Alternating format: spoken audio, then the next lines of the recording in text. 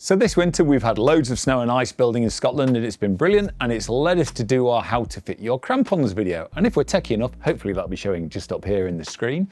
And that also made me think we better tell you how ice axes work as well and which one might be right for you. So here at Outside we stock a huge range of ice axes, from the super straight to the really curved, T-rated, type 1, type 2. How are you supposed to know what's right for what you're doing? So hopefully I can help with that. So just so you know, this is not an ice axe review. I'm not going to go through all the individual features of every axe, just trying to give you a general overview or what might be right for you. I'm going to generally try and concentrate on single axes like this, but obviously I'm going to have to mention the double axes like this. So single axes, you might think there's only one type. However, there's quite a range out there and they're all slightly suited to different areas on the hill and what you're doing. So we can go from mega straight to slightly curved, moving on to when you might want two axes. So firstly, many people will start with an axe like this, completely straight, shafted. So before I go any further, I do want you to think about whether this is the axe for you or whether you need something else, because if you're an avid hill walker and you just want to get into snowy hills but do it safely, you probably want to go for an axe that's built for walking like this. If you're already a really confident rock climber and you want to have a go at this winter climbing thing that everyone is doing, you may be able to skip right to the end of this video and have a look at which of the double axes or the slightly more curved ones are right for you. So the reason you'd want a straight axe like this is the fact that most of the time it's basically for safety. It's not a walking pole. You're not trying to walk around and keeping yourself secure like that.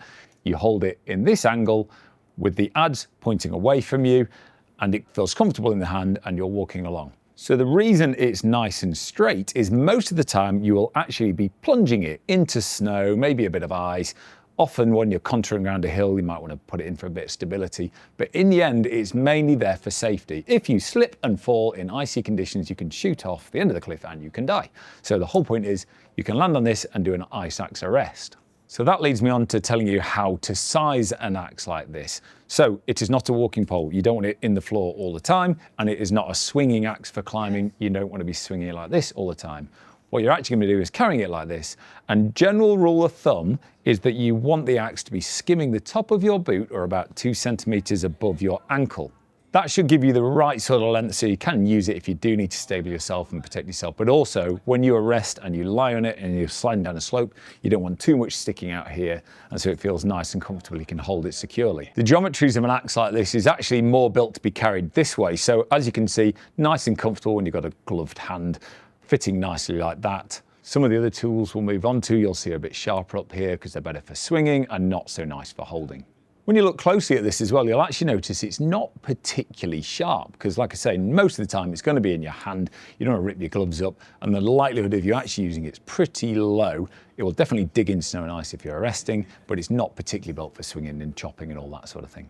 So all of these types of axes generally sit in a category of T or B, or more recently they've moved that to type 1 and type 2. What that generally means, if you're a B-rated axe or now a type 1, it's really built for snow and ice and not really to go on rock. So they can be a little bit cheaper. They're not so robust because you're usually using them on softer and more pliable things. If you're using them on rock, you'd blunt them up really quickly, and also they won't swing into hard ice particularly well. If you move on to a T-rated axe, or like I say, now they call it type 2, generally it will be much more hard wearing. You'll get a sharper pick, something you can sharpen more. And it's more robust, it'll take more of a beating because you might actually be doing technical moves, torquing it in cracks, and also hitting harder ice and rocks consistently, and you do need to be able to sharpen it up and be a tougher tool all around. So often a full-on walking axe will only be type 1 or B-rated because you're generally not using it on rocks. So like I say, you're an avid hill walker, you want to bag those Munros in winter, but you want to do it safely, you've got some good crampons, this would be a great axe to have a look at, or things like this. Some axes will come with a leash, so you can actually just put your hand through that so you don't drop it, because dropping one of these will be a nightmare. Having it with you is safe, it's sliding down the hill is not.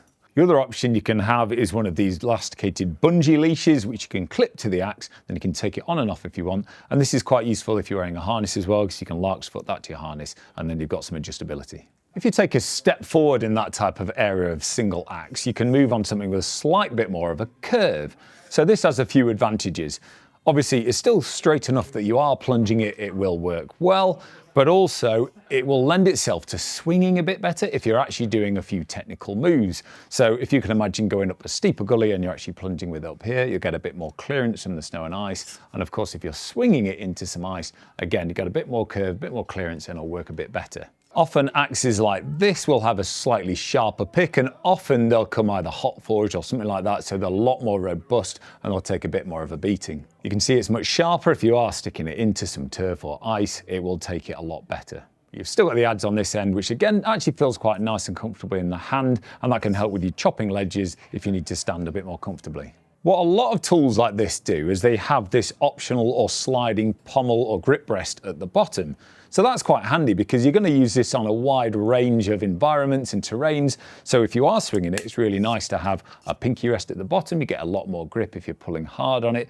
But also if you are then plunging it and going back to sort of classic PLA action, usually you can just slide that all the way up the tool, keep it out of the way, or keep it somewhere halfway if you are sort of daggering up a snow slope. Or you can simply take it clean off if you just wanted to plunge beautifully and you've got no intention of swinging it into a steep bit of ice or snow. This will take you onto some of the maybe graded sort of routes you'll find in Scotland, obviously the easiest sort of stuff where you only need one axe, but you'll see lots of them in the Alps. Alpine environment, you're crossing glaciers, you need something to ice axe arrest and get you out of crevasses, but also some of those easier routes where you're just on ridges, there'll be technical steps here and there, so that's a really good all-rounder. If you get into slightly more technical terrain than any of those axes I've talked about will let you get to, you can consider axes like this. I nearly call them like hybrids. These are getting on the brink of whether you might want two of them or not. So when you'd want to is obviously the ground's getting steep, you need both hands and you're swinging them like traditional ice climbing axes would be. What makes tools like this really versatile is they still hold nicely. They've still got a straight enough bottom part of the shaft that you can plunge it if you want. Both of these ones have that pommel that can slide up and down if you are in mixed terrain or using it as a PLA versus an actual climbing axe. However, they're just weighted slightly different. They've got a slight more of a curve at the top, so they do swing much better if you're doing more technical terrain. Also, you'll find tools like this actually then start coming in having the option of having an adze or a hammer. So if you do end up buying both, then you can use them for your technical climbing. You can hammer in pegs and hexes and things like that, but you can still chop your steps. These sort of things can be really good in an alpine environment because let's just say you're going to do a big alpine rock route that's got snow and ice before it and after it. You might need two tools at the top because it's getting quite technical, but you've got a lot of approaching on icy terrain where you just want the single sort of PLA axe. You could do that with one of these tools and then two of them when you need higher up the route. When you're buying a tool like this, if you just want one to start with to be your single axe for your PLA action and all that sort of thing, it's probably worth going for the adze so you can do the traditional chopping your steps and things like that, and then add the hammer later if you decide you do need two tools for more technical terrain. Some of these sort of axes or tools also then move into the fact that you can actually change the picks. So if you are wearing it out and using it quite a lot on that harder ice and rock, you will wear them down and you'll need new picks. So that's quite cool that you can change that. Also, often with axes like this, you can add an additional pommel. So you can have like a different grip here as well if you're getting onto that more technical terrain, but then you can strip it right back for when you're using it in your PLA action. Before I move on to why you'd want two axes for the steeper terrain and which sort of ones you should look for, I do have to mention an axe like this. This is a super light ice axe. Basically, people who really like this is usually ski tourers because they're hopefully going to leave it in or on their rucksack all day, and it's only needed for sort of really severe environments. So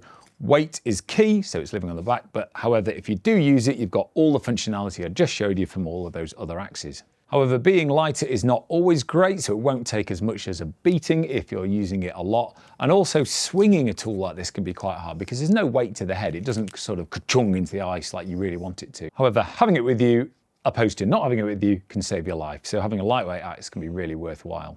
If you progress much further than that into more technical terrain where you are always using two axes, you can move on to things like the classic Quark or Viper. As you can see, they're slightly more curved than the axes I've just been talking about. These are 90% of the time they come in T rating or type 2 because they know they're going to get a bit more of a battering climbing on mixed terrain and snow and ice. They're often a lot more complicated down at the handle, so it won't plunge quite as nicely, but there's a lot of features in an axe like this to make it plunge the best it can. So you can fold the handle up, as you can see I've just done there, and often you can slide the trigger rest up. They're also often very modular now. You can take everything off if you know you're going to use it just for sort of as a walking axe, or fully feature it if you're going to be climbing with it. This sort of axe will cover a lot of bases, whether you are doing the easy stuff in the Alps or more technical routes in Scotland or ice falls in Europe. And then you move on to the most technical of tools, where you're always using two of them: steep ice falls, mixed terrain, harder grades. It does mean that they don't plunge very well. However, that is sort of only a small part of your day. Most of the day is spent swinging it that way. So the handle is much more comfortable to hold when you're on steep terrain. Obviously a lot more curved. There's always a second handle up here for if you're high tooling. Don't get tempted to go too high because it can tilt the geometries and blow out of the placement. But yeah, these are built for using two of them. Really technical terrain. You generally don't need to listen to me if you're getting an axe like this. Generally, this style of axe, whether it's the Hydra or the classic Nomic or something like the Cortex from DMM, they've got lots of options. You can take pick weights off, you can down different picks, whether it's ice or mixed. So they're really versatile as long as you're climbing with them rather than walking along a snowy slope. So as you can see, there's quite a lot of difference between a single axe that's straight like this to a really curved tool like this that's really versatile. You can change around a lot. However, before you just assume you need to start at this end, you can do a lot with this, even if it is on easy terrain, whereas you cannot do the hard terrain with axes like this. Do consider where you want to go with your ice climbing or winter mountaineering, because like I say, if you're already a really keen rock climber, you're really adept in the mountains, you've just not done wintry stuff already, you're quite quickly going to progress through those grades. So maybe consider one of those tools like the Quark where you can change everything up and progress. Obviously, the ideal thing would be to have a tool like this and technical axes as well, so you can mix and match. But let's be honest, they're not cheap. They're probably going to last forever. So you want to make sure you get it right first time round. I hate ever saying what sort of grade you're meant to climb with tools like this, because it just doesn't work. I mean, my dad climbed harder than I ever did with really straight axes, so it's more to do with your ability. However, in general, I would say axes like this are based for sort of walking, obviously really, really easy mountaineering and hill walking in wintry conditions, a straight axe. A slight bit more curve will lead you on to those easier gullies and ridges, and maybe into sort of grade 1, 2 sort of terrain in Scotland. Again, sorry, concentrating on Scotland, but that's where most of my climbing's been done. Moving on to something like the Quark or the Viper, as I say, people can climb the hardest grades in the world with these sort of things. However, they might move up to that when it does get hard. However, like I say, you can use this for sort of really easy terrain, but it will lead you into nearly all sort of routes and terrain until the real top grades. Do bear in mind, we're always using two of these. This is usually from around sort of Scottish 3, where often there will be a technical move and you need to pull on two hands and two axes at once. Like I say, when you're looking at tools like this, you probably don't need my advice. You're climbing the harder grades, climbing steep ice consistently, and you really want a good swing over everything else.